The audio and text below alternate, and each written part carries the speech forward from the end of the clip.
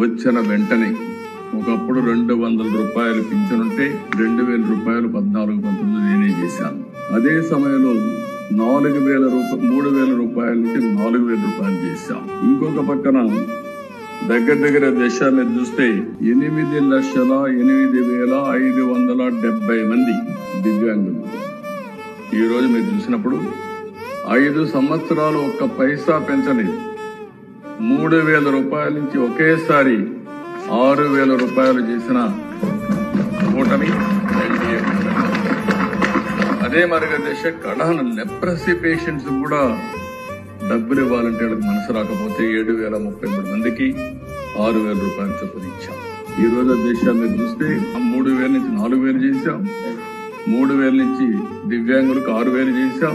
కొంతమంది లెప్రసీ గాని dialysis patients 10,000 చేశాం. కొంతమంది బెడ్కే పరిమితమైన వాళ్ళకి 15,000 రూపాయలు ఇచ్చే మానవత్వాన్ని నిరూపిస్తున్న కూటమి ఎన్డీఏ కూటమి.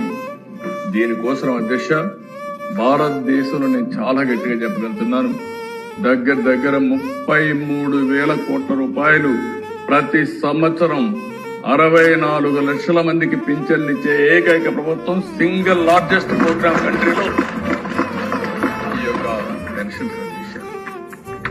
ఇది ఎవ్రీ మంత్ ఒక పవిత్రమైన సేవాభావంతో ఇస్తున్నారు.